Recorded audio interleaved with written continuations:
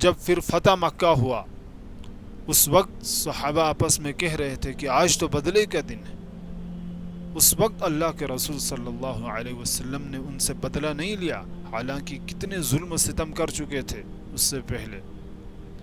آپ صلی اللہ علیہ وسلم نے فرمایا میں صرف وہی کہوں گا جو حضرت یوسف نے اپنے بھائیوں سے کہا تھا، لا تثریب علیکم اليوم، آج کے دن کسی کو لعن طعن نہیں کیا جائے گا. اذهبوا وانتم الطلقاء، آج تم کو سب کو چھوڑ دیا جاتا ہے. اتنے بڑے بڑے مشرکین مکہ کو اللہ کے رسول صلی اللہ علیہ وسلم نے بغیر کسی سزا کے سب کو چھوڑ دیا، جنہوں نے آپ صلی اللہ علیہ وسلم پر پتھروں کی بارش کی، پھر بھی آپ صلی اللہ علیہ وسلم نے ان کے لیے کوئی بد دعا نہیں فرمائی. پہاڑوں کا فرشتہ آپ صلی اللہ علیہ وسلم کے پاس آیا اور کہنے لگا اے محمد صلی اللہ علیہ وسلم آپ حکم دے، اطبق علیہم الاخشبین، ان دونوں پہاڑوں کو ملا دوں گا، ان کو پیس دوں گا. نحمده ونصلي على رسوله الكريم اما بعد. قال الله تعالى وإنك لعلى خلق عظيم. وقال النبي صلى الله عليه وسلم بعثت لأتمم مكارم الأخلاق او كما قال عليه الصلاة والسلام. میرے محترم بزرگوں اور دوستوں، اللہ تبارک و تعالی نے آپ صلی اللہ علیہ وسلم کی ذات اقدس کو پوری انسانیت کے لیے ایک نمونہ، ایک ماڈل بنا کر بھیجا.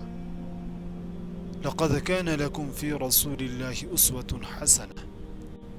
اور آپ کی ذات اقدس ایسی ذات تھی جو ہر لحاظ سے کامل اکمل تھی، چاہے وہ معاشرت ہوں، چاہے وہ سیاست ہوں، چاہے وہ اخلاقیات ہوں، چاہے آپ کا حسن ہو. آپ صلی اللہ علیہ وسلم کی ذات ہر اعتبار سے کامل اکمل تھی، اور اللہ تعالی نے آپ صلی اللہ علیہ وسلم کو اخلاق کریمانہ سے نوازا. وَإِنَّكَ لَعَلَى خُلُقٍ عَظِيمٍ. یہ نبی صلی اللہ علیہ وسلم آپ اخلاق کی سب سے اوپر والی سطح پر ہیں. جب آپ صلی اللہ علیہ وسلم نے عبادت پر زور لگا تو اللہ تعالی نے فرمایا ما انزلنا علیک القرآن لتشقى، ہم نے آپ پر قرآن اس لیے نہیں اتارا کہ آپ اپنے آپ کو مشقت میں ڈالیں. جب آپ صلی اللہ علیہ وسلم نے تبلیغ میں زور لگایا تو اللہ تعالی نے آپ کو دلاسا دیا لعلک باخع نفسک علی آثارہم ان لم یؤمنوا بهذا الحدیث اسفا. اگر یہ لوگ آپ کی بات نہیں مانتے ہیں تو کیا آپ اپنے آپ کو ہلاک کریں گے؟ لیکن جب اللہ کے رسول صلی اللہ علیہ وسلم نے اخلاق میں پرواز کی تو اللہ تعالی نے آپ کو نہیں روکا، اور آپ صلی اللہ علیہ وسلم کی ذات اخلاق کو مکمل کرنے ہی کے لیے بھیجا گیا، چونکہ اللہ کے رسول نے فرمایا بعثت لأتمم مکارم الاخلاق، مجھے بھیجا ہی اسی لیے گیا ہے تاکہ میں اخلاق کو مکمل کر سکوں. اور آپ کے اخلاق مسلمان تو کیا غیروں نے بھی آپ صلی اللہ علیہ وسلم کے اخلاق کی تعریف کی ہے. جانی دشمن کو آپ صلی اللہ علیہ وسلم نے کس طرح معاف کیا. ایک مرتبہ آپ صلی اللہ علیہ وسلم غزوے سے واپس آ رہے تھے تو آپ نے حکم دیا کہ آرام کریں، اور آپ صلی اللہ علیہ وسلم نے اپنی تلوار کو درخت میں لٹکایا. اتنے میں ایک مشرک آیا تو اس نے تلوار اتارا اور آپ صلی اللہ علیہ وسلم پر سونت لیا. اسی وقت آپ صلی اللہ علیہ وسلم جاگ اٹھے، فرمایا کہ اے محمد من یمنعک منی، تجھ کو مجھ سے کون بچائے گا؟ آپ نے فرمایا کہ اللہ. اتنی اطمینان کے ساتھ آپ صلی اللہ علیہ وسلم نے بولا تو اس مشرک کے ہاتھ سے وہ تلوار گری تو آپ صلی اللہ علیہ وسلم نے اٹھا. اب آپ نے فرمایا کہ اب تجھ کو مجھ سے کون بچائے گا؟ تو اس مشرک کا تو اللہ پر ایمان نہیں تھا، تو آپ فرمایا کہ آپ ہی کے رحم و کرم پر ہوں. تو اللہ کے رسول نے فرمایا کلمہ پڑھتے ہو؟ کہا کہ نہیں.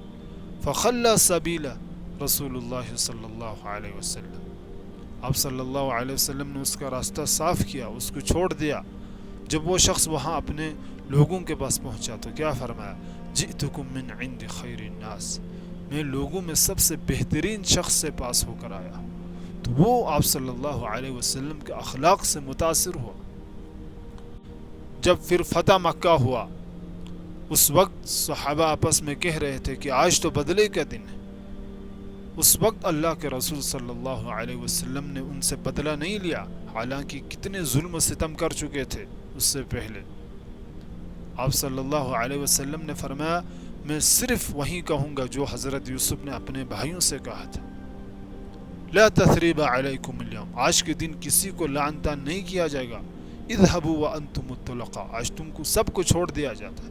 اتنے بڑے بڑے مشرکین مکہ کو اللہ کے رسول صلی اللہ علیہ وسلم نے بغیر کسی سزا کے سب کو چھوڑ دیا. اور طائف کے موقع پر جب اللہ کے رسول صلی اللہ علیہ وسلم دعوت دینے گئے تو وہاں کے لوگوں نے آپ صلی اللہ علیہ وسلم کے پیچھے اوباش لڑکوں کو بھیجا جنہوں نے آپ صلی اللہ علیہ وسلم پر پتھروں کی بارش کی. پھر بھی آپ صلی اللہ علیہ وسلم نے ان کے لیے کوئی بد دعا نہیں فرمائی. پہاڑوں کا فرشتہ آپ صلی اللہ علیہ وسلم کے پاس آیا اور کہنے لگا اے محمد صلی اللہ علیہ وسلم اب حکم دے، اطبق علیہم الاخشبین، ان دونوں پہاڑوں کو ملا دوں گا، ان کو پیس دوں گا.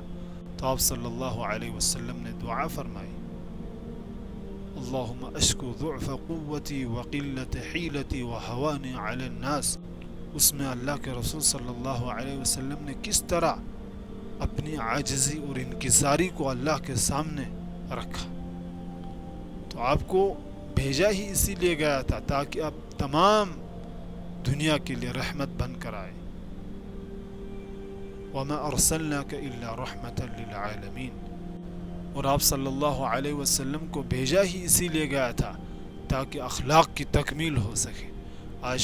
آج ہمارا اخلاق دیکھیں، آج ہم اپنے بھائیوں کے ساتھ، اپنے مسلمان بھائیوں کے ساتھ بات نہیں کرتے، ان کے ساتھ اکرام کے ساتھ پیش نہیں آتے. کتنے ہفتے گزر جاتے ہیں کسی کو مصافحہ نہیں کیے ہوئے. تو آج ہم خود رکاوٹ بن رہے ہیں غیروں کے لیے.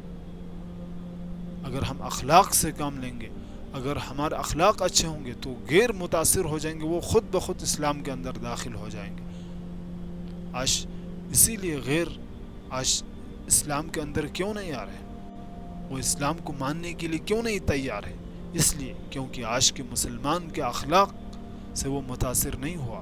آج کا مسلمان دھوکہ دے رہا ہے، آج کا مسلمان فریب کر رہا ہے، آج کا مسلمان قتل کر رہا ہے. اسی لیے آج ہم خود رکاوٹ بن رہے ہیں. تو ہمیں چاہیے کہ ہم اپنے اخلاق کو اچھے بنائیں، ہم اپنے اخلاق کے ذریعے سے لوگوں کو دعوت دیں. اللہ تعالی ہمیں آپ صلی اللہ علیہ وسلم کے اخلاق کا تھوڑا سا حصہ عطا فرمائے. وآخر دعوانا ان الحمد للہ رب العالمین.